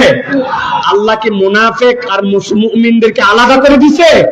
তাহলে কল্পনা করে দেখেন, আল্লাহ প্রশ্ন ফাঁস করে দিয়েছে কবে হাসরের ময়দানে হবে, যাতে আমার একটা বান্দাও ধরা না খায়। আল্লাহ বান্দাকে জাহান্নামে নেওয়ার জন্য বানান নাই, আল্লাহ বান্দাকে জান্নাতে দিতে চান, ঠিক না? প্রিয় ভাইরা চলেন তাহলে এবার 4টা অপরাধ জেনে, এইটা আমাদের যদি অপরাধ আমাদের মধ্যে থাকে, এইটা ত্যাগ করে আমরা বাড়ি চলে যাব ইনশাআল্লাহ। আল্লাহ রাব্বুল আলামিন বলছেন, বালা ওয়ালাকিন্নাকুম ফাতানতুম আনফুসাকুম ওয়া তারাব্বাসতুম ওয়ারতাবতুম ওয়া গাররাতকুমুল আমানি হাত্তা জাআ আমরুল্লাহ ওয়া গাররাকুম বিল্লাহিল গরুর। আল্লাহ বলছেন, এবার ইমানদাররা বলতেছে, ও মুনাফিকের দল, আজকে তোমরা বলেছো চিনো কিনা? চিনি। আজকে তোমাদের পরিচয় জানা আছে, আমাদের কাছে আলো আছে, তারপরে আজকে তোমাদেরকে আলো দিতে পারছে না। দুনিয়ায় 4টা অপরাধ ছিল, এর 1 নম্বর অপরাধ ওয়ালাকিন্নাকুম ফাতানতুম আনফুসাকুম।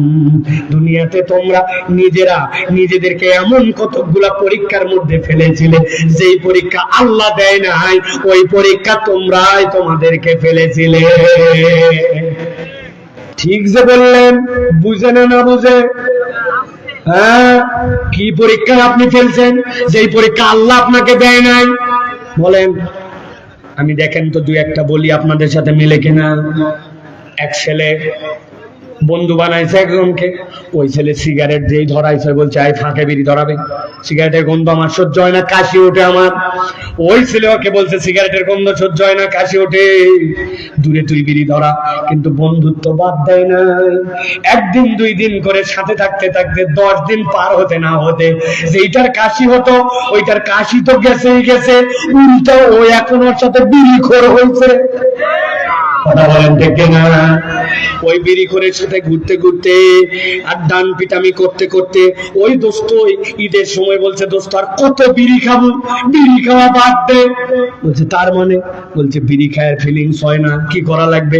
ওই তুই একটা বিড়ি কিনে ভিতরে মাল ফেলা, আর আমি নওগাঁ থেকে জিনিস নিয়ে আসছি, পকেটে করে পুড়িয়ে নিয়েছে, কুচকুচ করে কাটে, ওর মধ্যে ভরাইছে, ভরায় বলছে টাইনে দেখ, 1 টানেতে যেমন তেমন, 2 টানেতে রাজা। নওগাঁ অঞ্চলে উহার নাম গাঁজা। আছে কিনা? আল্লাহ আপনাকে পরীক্ষা দিছিল এই বাজে বন্ধুর সাথে ঘোরার জন্য। আল্লাহ আপনাকে বিড়িখোরের সাথে ঘোরার জন্য পরীক্ষা দেয় নাই। আপনি নিজেই বিড়িখোর বন্ধু বানাইছেন, গাঁজাখোর বন্ধু বানাইছেন, বানায়া আপনি ট্র্যাক থেকে চলে গেছেন, আপনি রাস্তা হারায় ফেলছেন। এটা আল্লাহর পরীক্ষা নয়, আপনি নিজেই নিজেকে ধ্বংস করেছেন। এরকম লোক আছে কিনা? আছে কিনা? বলছে দোস্ত একটা বাইক পাইছি, বলছে দোস্ত এখন তো 3:58 বাজে, 4টার সময় ছোট দিনের বেলা আসরের নামাজ, আমি আসরের জামাতটা পরে। বলছে তুই জামাত পড়লে পর সমস্যা নাই, সব দিন বাইক পাওয়া যায় না, আজকে দুবাইলহাটি রোডে টান হবে, তুই উঠলে উঠ, না উঠলে অন্য বন্দুক নিয়ে যাবো। ওই ছেলেও চিন্তা করছে আসরের নামাজ তো প্রতিদিনই থাকবে, কিন্তু বাইক তো প্রতিদিন থাকবে না, কথায় একবারে ভুল বলেনি, পরে পরে নিবনি। এই কথা বলে আস্তে করে আসরের নামাজটার থেকে গাফেল হওয়া শুরু করছে। কোনো একদিন মাগরিব গেছে, কোনো একদিন এশা গেছে, ওই রকম একটা বদনসিব বন্ধুর সাথে ঘুরতে ঘুরতে নামাজি বন্ধু, দাড়িওয়ালা ছেলে, ভালো পরিবারের সন্তান পর্যন্ত বখাটে হয়েছে। আপনার আমার এলাকায় এরকম প্রমাণ আছে কিনা? এই পরীক্ষা কি আল্লাহ দিছিল? কথা বলে, এই পরীক্ষা আল্লাহ দিছিল? ওয়ালাকিন্নাকুম ফাতানতুম আনফুসাকুম, তুমি বিড়ি করে সাথে ঘুরছো, তুমি নেশা করে সাথে ঘুরছো, তুমি বাজে লোকের সাথে মিশছো। আল্লাহ বলছেন তুমি নিজেকে নিজে ধোঁকা দিছো, নিজেকে নিজে নষ্ট করেছো। এইটা মনে করো না দুনিয়ায় তোমার লস, এইটা আখিরাতে যাওয়ার পরে মনে করতেছো বিরাট ঈমান নিয়ে যাচ্ছে, ওইখানে যাওয়ার পরে দেখবে ঈমান নাই, মুনাফিক। আল্লাহর কাছে ওই দিন আলো পাবে না, অথচ দুনিয়াতে তুমি এটা গুরুত্বই দেও না। বুঝে থাকলে বলেন আমাদের এলাকায় এরকম যুবক, এরকম মানুষ আছে কিনা? আছে? কোন নেতার পিছে তুমি স্লোগান ধরলে? তুমি জানো এটা কত বড় বদমাইশ, তুমি জানো এটা বেনামাজি, তুমি জানো এটার চরিত্র ভালো না, তুমি জানো এটার যোগ্যতা নেই, তাও তুমি স্লোগান দিচ্ছ অমুক ভাইয়ের চরিত্র ফুলের মতো পবিত্র, বিগত 40 দিন ফজরের নামাজ জামাতে পড়েনি এক ওয়াক্ত। আছে কিনা? তার পিছে তুমি স্লোগান মারাইছো, মনে করছে একটু স্লোগানই তো দিয়েছি, কি সমস্যা? স্লোগান দেওয়ার পরে তো চা দিছে, খাবার দিছে, টাকার বিনিময়ে দিছি। জি না, আল্লাহ বলছেন ওয়ালাকিন্নাকুম ফাতানতুম আনফুসাকুম, তুমি ঈমানকে এত হালকা মনে করো না, তুমি তোমার নিজেকে এমন পরীক্ষায় ফেলেছো যে এটা আল্লাহ তোমাকে দায়িত্ব দেয় না, পরীক্ষা নেই না। এইটা 1 নম্বর অপরাধ, যে অপরাধের কারণে কিয়ামতের দিনে মুনাফিকের দপ্তরে উঠতে হতে পারে, আর ওই দিন কিন্তু মুনাফিকদের আলো থাকবে না। কার সাথে মিশতেছেন হিসাব করে মিশেন, কার সাথে ঘুরতেছেন বুঝে হিসাব করেন। অনেক মুরব্বী চিন্তা করতেছে সবগুলা খালি যুবকদের উপর দিয়ে মায়ের যাচ্ছে, অনেক মুরব্বী এই তালিকায় আছেন। হ্যাঁ, আসরের নামাজের পর আপনি চায়ের দোকানে কি ডায়লগ মারেন আমাদের জানা আছে। ডান পাশে বসছে গীবত কমিটির সভাপতি, বামে সেক্রেটারি, উনি ক্যাশিয়ার। বলতেছে আর বলিস না, হুজুরের এই জিনিসটা খুব খারাপ, উমুকের খারাপ, প্রবাসীর খারাপ, উমুকের তুমুকের খারাপ খারাপ, কালি আলোচনা হচ্ছে, দোষ ত্রুটি। বামের জন বলতেছে তুই তো কিছুই জানিস না, ওগুলো সব পুরাতন, নতুন আরো 2টা জিনিস পাওয়া গেছে। সুন্দর করে গীবত চলতেছে, মধ্যের জন কিছুই বলে না। অনেকক্ষণ পরে খিলাল করতে করতে বলতেছে আসলে এগুলা কথা বলা উচিত না, আল্লাহ মাফ করুক, না বলেও পারি না, কথা ঠিক আছে না ভাই? কি পরিমাণ সহি তরিকায় উনি শরীক হয়েছে বুঝেন। এগুলা কথা বলা ঠিক না, আল্লাহ মাফ করুক, তবে না বলেও পারি না, কথা ঠিক। উনি মনে করলে সুফি সদরুদ্দি সারা দিনের আমল সব বরবাদ করে দিছে। গীবত কোনো মিথ্যা কথা নয়, সত্য দোষ ওই ব্যক্তির অনুপস্থিতি বলার নাম গীবত, আর মিথ্যা কথা বললে তো হবে তহমত। বুড়া থেকে থুরা, দাড়িওয়ালা, নামাজি সবগুলো গীবত করে, ঠিক না? ভালো করে বোঝেন, আল্লাহ আপনাকে এই পরীক্ষা দেয় নাই, আপনি নিজে নিজেই পরীক্ষার মধ্যে ফেলে ওরকম খাটাস বুড়াগুলার সাথে আপনি ঘোরেন। আল্লাহ রাব্বুল আলামিন এই পরীক্ষা আপনাকে দেয় না, আপনাকে আল্লাহ রাব্বুল আলামিন বলে নাই এই পরীক্ষার কথা। কে আপনাকে পরীক্ষার মধ্যে ফেলতে বলছে? সকালবেলা আপনি কাঁধে করে কোদাল নিয়ে মাঠের দিকে রওনা হন, যাই এত সকালবেলা কই যান চাচা আন্দাদি? বলছে বাপ রোদ উঠলে আমি কাজ করতে পারি না, তো বলতেছে একটু আল কাটা লাগবে, তো ওই জন্য আল কাটতে যাচ্ছি, কালকের থেকে হাল দিবে জমি। আসলে ধান্দাবাজ, আল কাটার নাম করে উনার সাথে যার জমি লাগানো, উনি উনার জমির আগে নিজের জমির আল কাটার নামে 4 আঙ্গুল একটু ঠেলতে যায়। জমি ঠিক মতো মাপলে দেখা যাবে ঠেলতে ঠেলতে বুড়া 50 বছর প্রায় 1 শতক বাড়ায় ফেলছে। এরকম মুরব্বী এলাকায় নাই। আল্লাহর ওলি, ইনার আল্লাহর ওলি না, ভালো করে বোঝেন। ওয়ালাকিন্নাকুম ফাতানতুম আনফুসাকুম, আল্লাহ বলছেন তুমি নিজেই নিজেকে পরীক্ষায় ফেলছো, আল্লাহ তোমাকে পরীক্ষা দেয় নাই। তোমার 1 বিঘার খাজনাকারী সব ঠিক ছিল, 4 আঙ্গুল মাত্র তুমি লোভে পড়ে ঠেলছো। কিয়ামতের দিন আসো মুনাফিক হবে, কারণ এটা আল্লাহর দেওয়া পরীক্ষা নয়, বন্ধু তুই নিজেই নিজেকে পরীক্ষায় ফেলছিলি। 1 নম্বর অপরাধ। 2 নম্বর আল্লাহ বলছেন ওয়ালাকিন্নাকুম ফাতানতুম আনফুসাকুম, 2 নম্বরে ওয়াতারাব্বাসতুম, ঈমানদাররা বলবে তোমাদেরকে আলো দেওয়া যাচ্ছে না, কেননা তোমাদের 2 নম্বরে একটা অপরাধ আছে। কি অপরাধ?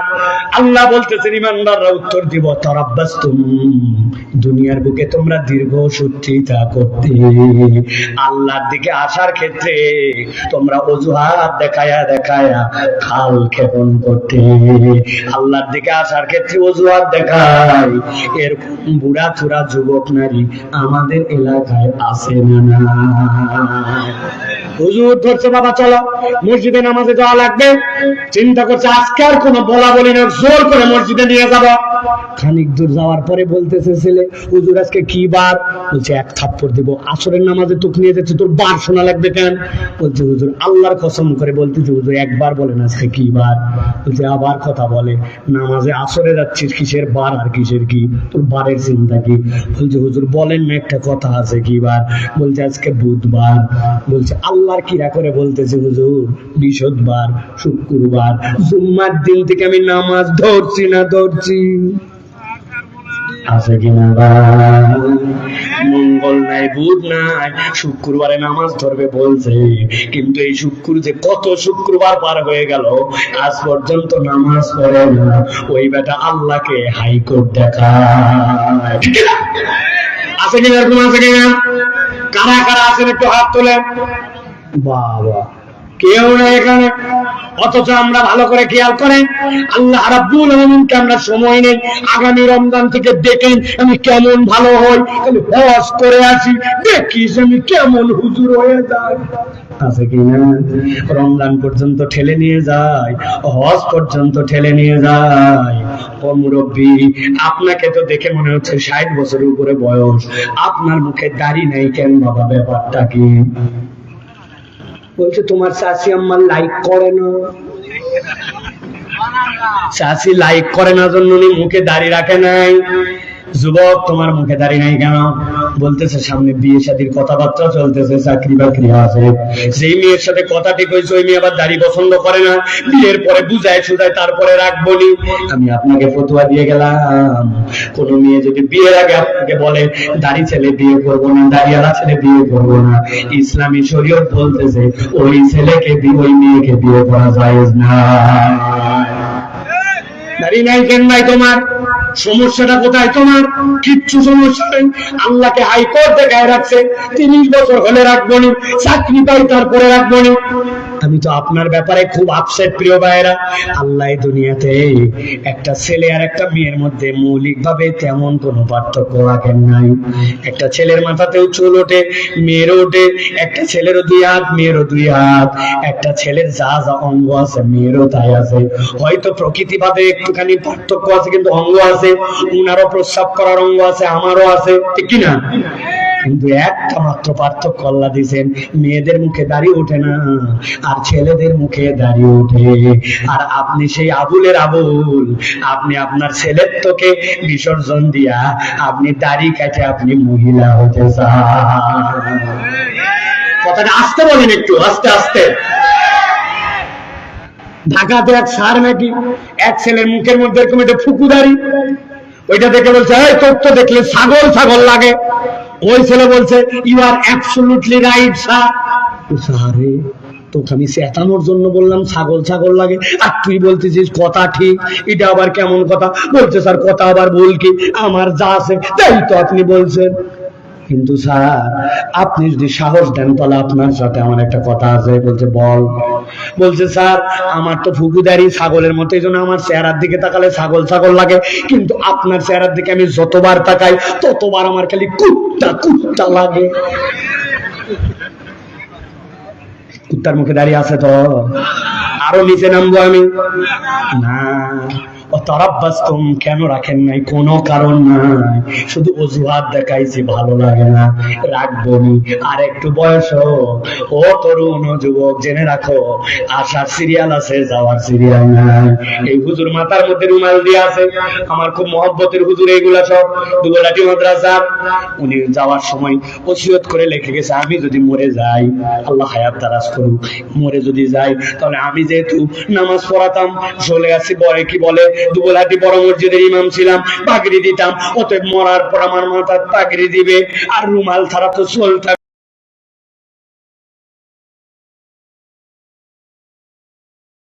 না, রুমাল দিয়ে কব্বর দিবে। আপনারা দিবেন? কেন দিবেন না? কি সমস্যা?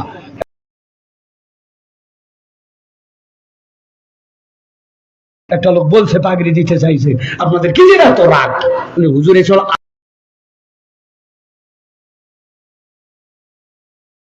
আলাপ বাদ দেন, কবরে যাওয়া লাগবে কোন ড্রেস পরে, ওটা আল্লাহ আল্লাহ নবী বলে দিছে, ঠিক কিনা? ওখানে পাগড়ি নাই, ওখানে রুমাল নাই, ওখানে জুব্বা নাই, ওখানে তসবিহ নাই। কিন্তু কবরে যাওয়ার পরে জিজ্ঞাসা করা হবে, মান রব্বুকা, 2 নম্বর জিজ্ঞাসা হবে, মান নাবিয়ুকা। আরেকটা রিওয়ায়াতে আছে, মা হাদার রাজুলুল্লাযী বুইসা ফি কবরি। এই তো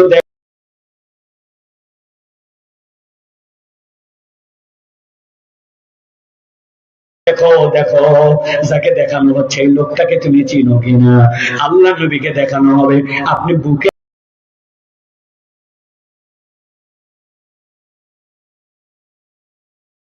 হাত দিয়ে বলেন তো, নবীর শুভ্রধারী পৃথিবীর সকল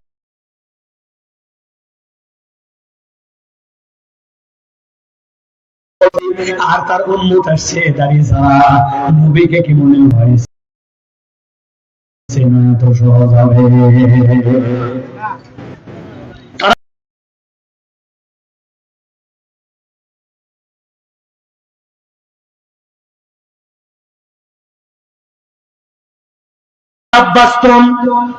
আপনি শপথ নেন, কোন কোন বিষয় আপনি পিছায় আছেন? মা বোনের আওয়াজ শুনতেছেন,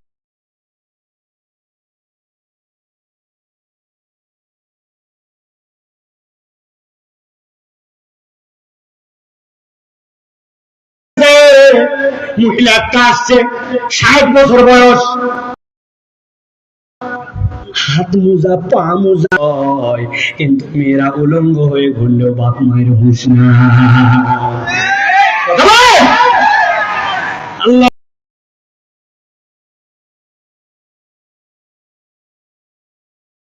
বলছেন, তার আব্বাস কম, কিয়ামতের দিকে যায় ওই মহিলা মুনাফিক হয়ে যাবে। আল্লাহ মুনাফিকের দর্শন করেন। তোমার বালেগ হওয়ার পরে ফরজ ছিল এটা,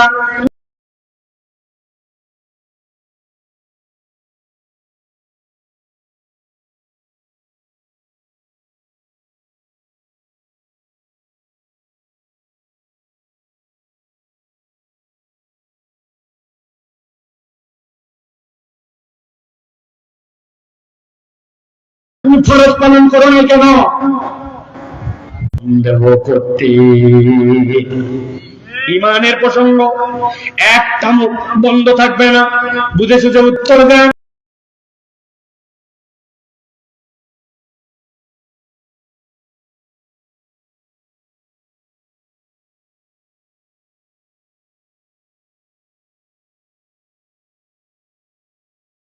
এখানে যারা আমরা আছি, দাঁড়ায় বসে দূরে মাইকের শব্দ যত দূর যায়, আমরা কি কেউ আল্লাহর বিধানে সন্দেহ করি?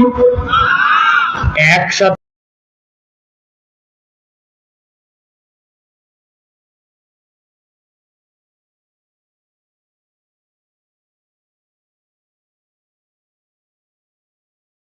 উত্তর দিতে হবে, আল্লাহর বিধানে সন্দেহ করি। সর্বশেষ সুযোগ দিলাম আপনাদেরকে, আল্লাহর বিধানে আমরা কি সন্দেহ করি?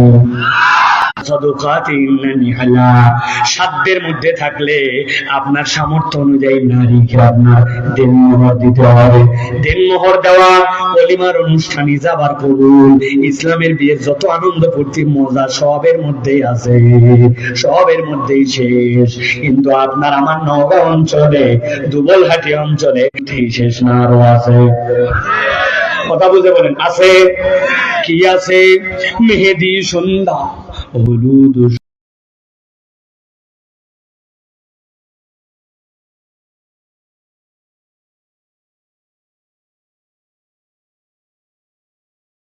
সন্ধ্যা, ডিস্কো সন্ধ্যা, এরপরে 7 দিন আগে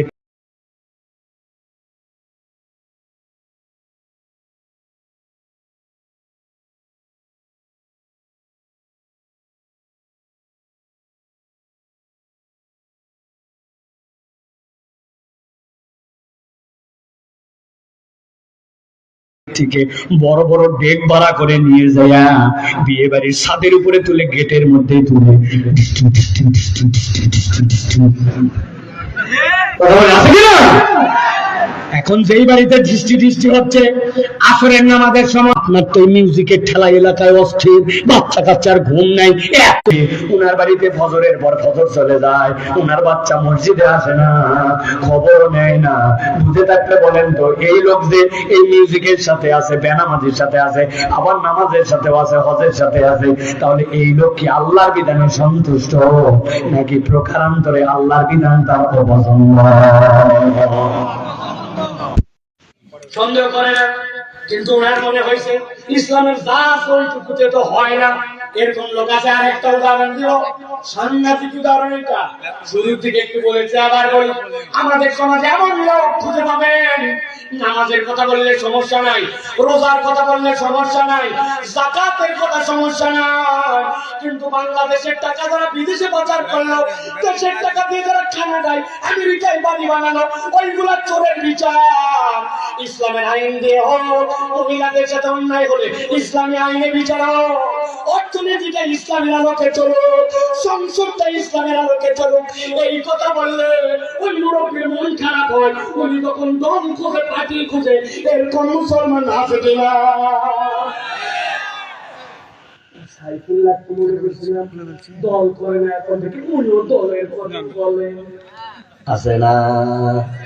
এটা প্রমাণ করে আল্লাহ বলছেন, তুমি উপরে উপরে আল্লাহর নামাজ কালামে বিশ্বাস করলেও আল্লাহর সব বিধান তুমি অন্তর দিয়ে মেনে নিতে পারো না।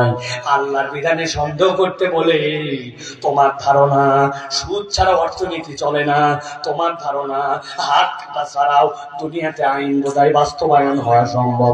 আল্লাহ বলছেন তোমার ঈমান আনা হয় না, আল্লাহর বিধানে পূর্ণ বিশ্বাস হয় নাই। এইরকম মুসলমান বুকে হাত দিয়ে বলেন আমাদের সমাজে আছে না? না আছে? ওই দিন যাওয়ার পরে তারা কোন দিনে থাকবে? ঈমানদার না মুনাফিক? জোরে বলেন, ঈমানদার না মুনাফিক? মুনাফিকের আলো থাকবে না থাকবে না? এটা 3 নম্বর সর্বশেষ পয়েন্ট। বলছেন ঈমানদাররা বলে দিয়ে থাকে, অগররাতুমুল আমানিয়ু হাত্তা জা আমরুল্লাহ ওয়াগররাকুম বিল্লাহিল গরুর। আল্লাহ বলেন তাদের 4 নম্বর অপরাধ হচ্ছে ওই মানুষগুলা দুনিয়ায় থাকতে শয়তানের প্ররোচনায় এমন একটা তাদের অন্তরের উপর মরিচিকা পড়ে গিয়েছিল, তারা আল্লাহর বিধানের মধ্যে সমস্যা